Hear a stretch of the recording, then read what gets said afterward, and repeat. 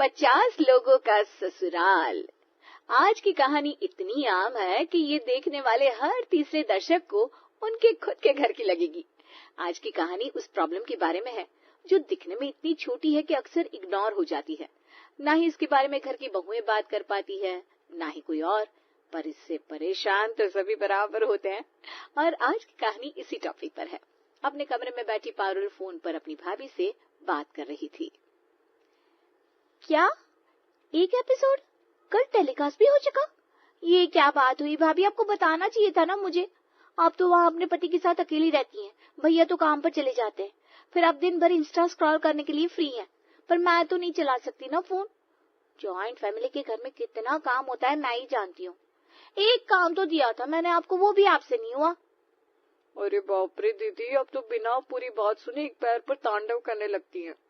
कल ही सीरियल शुरू हुआ है, एक ही एपिसोड आई है अभी। अब तो ऐसे बौखला रही हैं जैसे सीरियल खत्म हो गया हो और दोबारा कभी टीवी पर आएगा नहीं। कल किया था मैंने आपको फोन, पर जीजा जी ने आपका फोन उठा लिया। अब उन्हें मैं क्या बोलती कि क्यों किया है मैंने फोन, ये बताने के लिए कि पति की गर्लफ्रेंड टीवी सीरियल का सीजन 5 लॉन्च हो गया है। अरे जीजा जी को तो यही लगेगा ना मैं उनकी बीवी को बिगाड़ रही हूँ। ओ अच्छा, आपने फोन किया था क्या? वो क्या है ना भाभी, आप जानती हैं कि पति की गर्लफ्रेंड सीरियल कितना पसंद है। हर साल जब भी इस शो का नया सीजन आता है ना तो मेरा मूड बन जाता है, पर अब तो एक एपिसोड पार हो गया। हाँ, तो खुशखबरी ये है कि आज 3 बजे एपिसोड 2 आने के पहले, यानी कि 2 बजे से 3 बजे तक एपिसोड 1 फिर से रिपीट टेलीकास्ट किया जाएगा। यानी कि 2 घंटे में आप कल और आज दोनों एपिसोड मिलाकर देख सकती हैं। अरे वाह वाह वाह भाभी, आपकी फोन चलाने का कोई तो फायदा हुआ मुझे। कौन सा सीरियल कितने बजे आने वाला है, उसका रिपीट टेलीकास्ट कितने बजे आएगा, सब आपको पता होता है। You are great. तो आज 2 बजे से 4 बजे तक का मामला सेट है। इस न्यूज को सुनकर प्रिया बड़ी खुश हो जाती है और रोज की तरह 12 बजे दोपहर के खाने को रेडी करने की जगह आज 11 बजे ही किचन में चली जाती है। अपनी बहू को किचन में जाता देख पूजा रूम में बैठी सुषमा कहती है, अरे बहू नाश्ता तो हो गया है, फिर क्यों रसोई के चक्कर लग रहे हैं? ठीक से नाश्ता नहीं किया था क्या? हाँ दे मम्मी जी भी, रसोई में बहू नहीं जाए तो भी दिक्कत, जाए तो भी दिक्कत। आप ही कहती है ना मम्मी जी कि पहले सारा काम निपटा लो फिर जहाँ जाना है जाओ।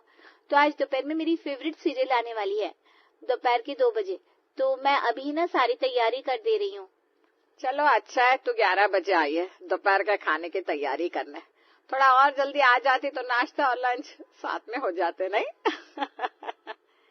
पारुल जल्दी से रसोई में जाकर दाल चावल भिगो देती है, दूसरी तरफ कपड़े धोने डाल देती है। ये सही है, सब कुछ ऑन टाइम चल रहा है। जब तक मशीन में कपड़े धुल रहे हैं मैं अपने कमरे की सफाई कर लेती हूँ, फिर दाल चावल बना दूंगी, फिर कपड़े सुखा दूंगी। बाकी सब्जी बनाना और खाना परोसना तो भाभी की जिम्मेदारी है, और ऐसे हो जाएगा आज का काम खत्म। और 12:30 बजते बजते पारुल सारा काम करके फ्री हो जाती है। फिर रसोई में जाती है प्रिया और दोपहर के खाने का बचा हुआ काम पूरा कर देती है। ठीक 12 बजे हरि प्रसाद अपने बड़े बेटे करण के साथ दुकान से वापस आते हैं और दोनों खाने पर बैठ जाते हैं। वाह वाह वाह, सब ठीक है, एवरीथिंग इज ऑन टाइम। 2 बजते बजते सभी सोने चले जाएंगे या दुकान लौट जाएंगे। फिर मैं आराम से 2 से 4 तक अपना फेवरेट शो पति की गर्लफ्रेंड देख पाऊंगी। पर ऐसा होने वाला था क्या? खाना खाने के बाद हरि प्रसाद अपने कमरे में ना जाकर हॉल के सोफे पर आकर बैठ जाता है। 3:30 बजे तक तो आपको दुकान निकलने की हड़बड़ी हो जाएगी। चलिए सो जाइए। बैठ क्या गए हैं आप? बस 1-2 न्यूज देख लेता हूँ सुषमा जी, ये काम के चक्कर में दिन दुनिया की खबर नहीं रहती। एक काम कीजिए ना, कमरे से मेरा तकिया लाकर यहाँ सोफे पर दे दीजिए, जरा कमर के पीछे लगाऊं।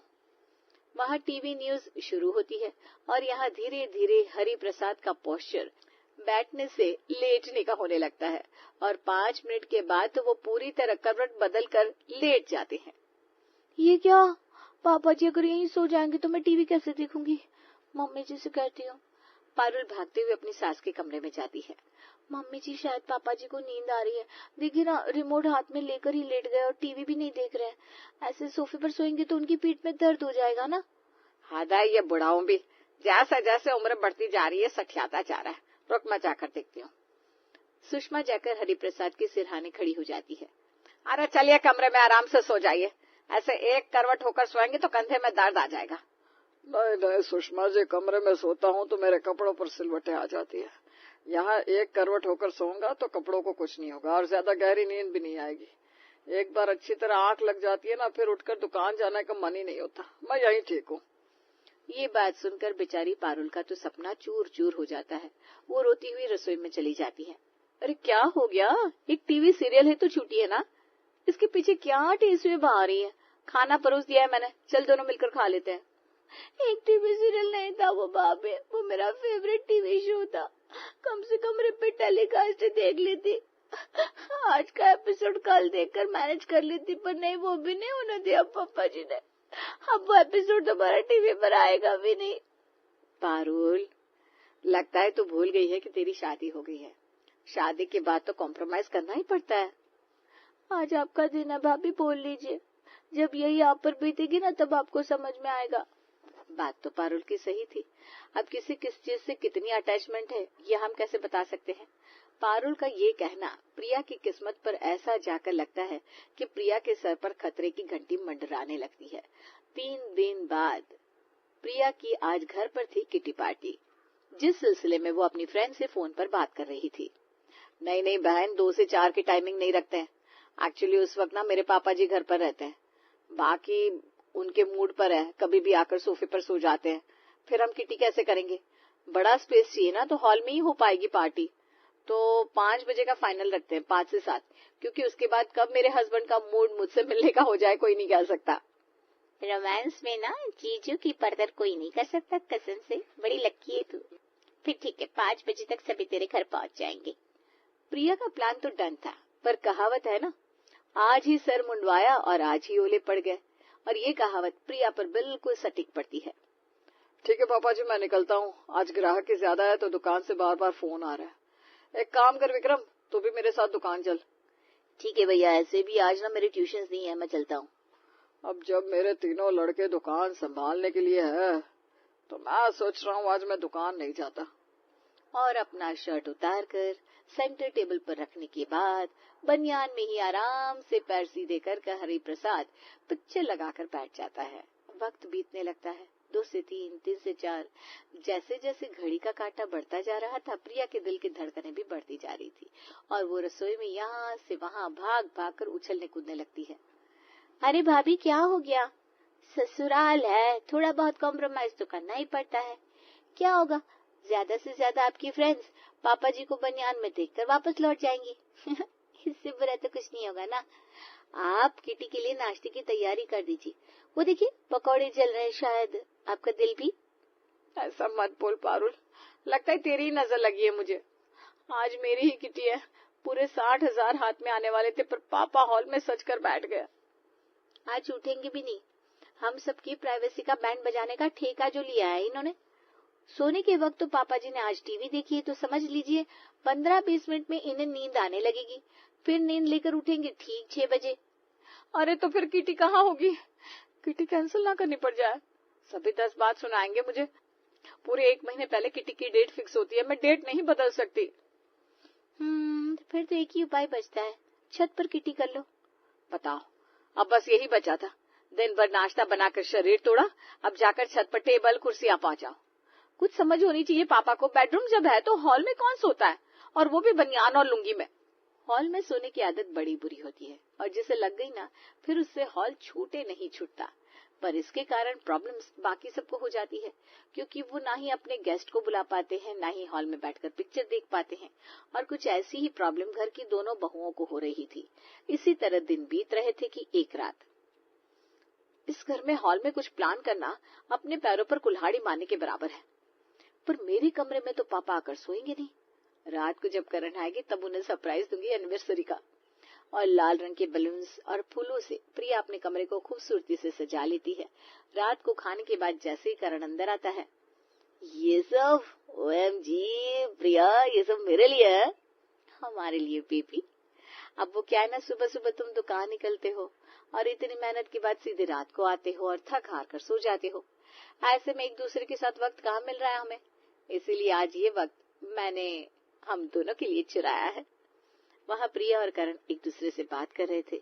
यहाँ सुषमा घर के मेन गेट के बाहर रखी चप्पलों को अंदर कर दरवाजा बंद कर रही थी।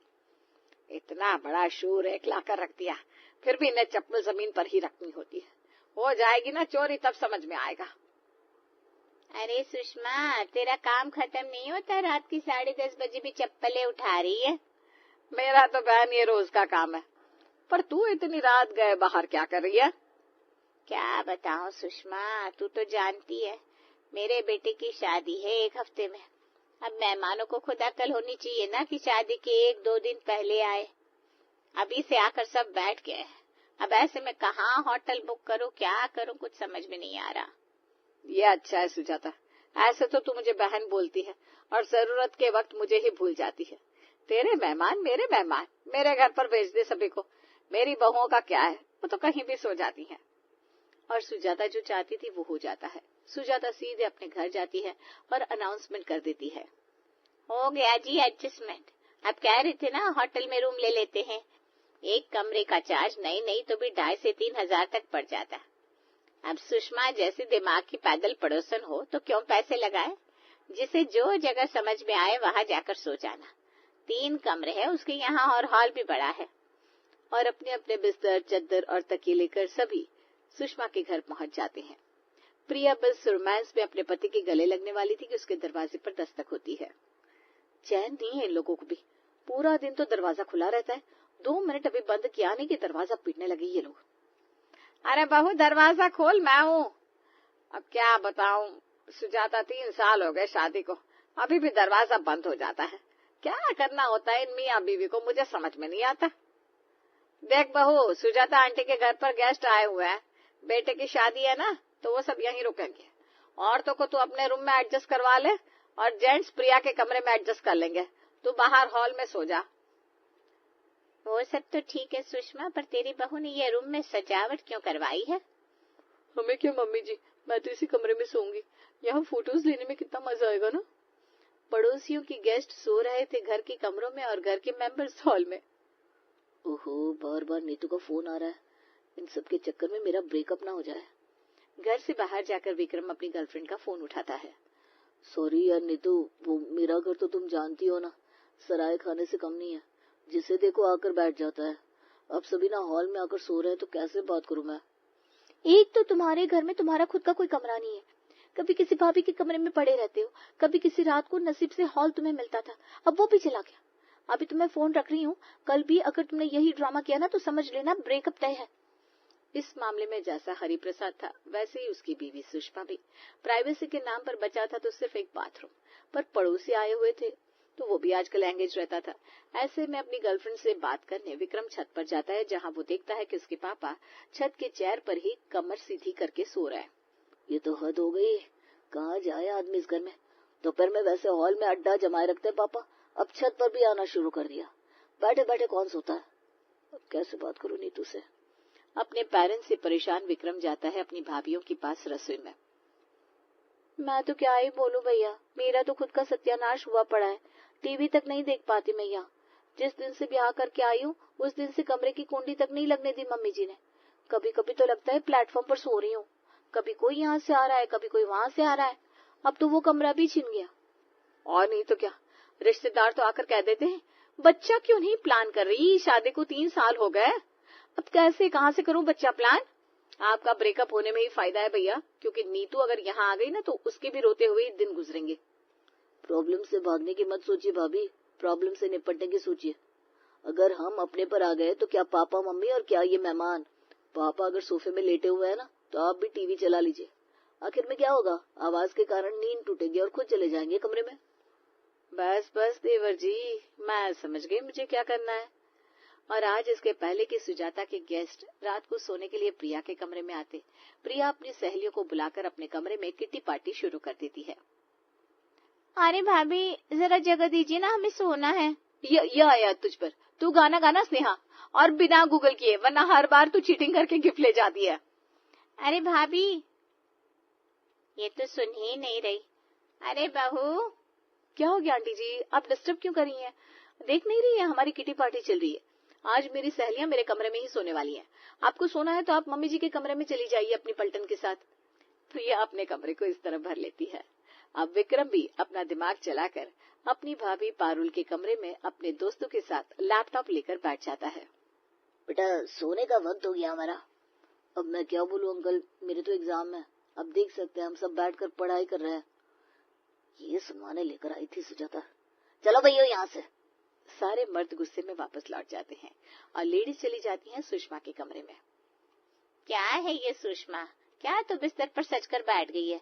मेरी बहन कहाँ सोएगी, उसे आर्थराइटिस है, वो जमीन पर नहीं सो सकती, तू सो जा। एक तो इन्हें जगह दी और अब ये मुझे ही जमीन पर सुलाना चाह रही है। मैं कहाँ सोऊं सुषमा जी, आपके मेहमानों ने तो मेरा बिस्तर ही छीन लिया। मेहमानों के कारण पूरी रात न सुषमा सो पाती है न ही हरिप्रसाद, और अगली दोपहर मेहमानों के जाने के बाद अपनी आदत से मजबूर हरिप्रसाद हॉल में ही कमर सीधी कर लेता है। अब तो आपको हॉल छोड़ना ही पड़ेगा पापा जी। पारुल ऑन कर देती है टीवी और अपना फेवरेट शो देखना शुरू कर देती है। दूसरी ओर प्रिया रसोई में जोर जोर से मिक्सर ग्राइंडर चलाने लगती है। अरे मैं यहाँ सो रहा हूँ, तुम्हें दिखाई नहीं दे रहा है क्या बहू? बिस्तर तो कमरे में भी है पापा जी, पर टीवी तो नहीं है ना। ये तो आपके खुद की समझ की बात थी, और आपकी नींद पूरी नहीं हुई उसमें हमारी क्या गलती। हमने तो उन्हें बुलाया नहीं था, वो तो मम्मी जी का बड़ा दिल था, और उसके बाद भी सुजाता आंटी लोगों को पकड़ पकड़ कर मम्मी जी की बुराइयां कर रही हैं। बस फिर क्या था, हरिप्रसाद और सुषमा समझ जाते हैं कि वो क्या गलती कर रहे थे। विक्रम के ऐसे आइडिया के बाद हरिप्रसाद वक्त बेवक्त हॉल कैप्चर करना छोड़ देता है और सुषमा मोहल्ले के लोगों को अपने घर पर बुला कर ठहरवाना छोड़ देती है और सबकी लाइफ सॉर्टेड हो जाती है। तो हमें उम्मीद है कि आपको हमारी ये कहानी पसंद आई होगी। कृपया हमारे चैनल को सब्सक्राइब करें और सभी अपडेट्स के लिए बेल आइकन जरूर दबाएं। और हाँ, वीडियो लाइक और शेयर करना मत भूलिएगा। Bye bye.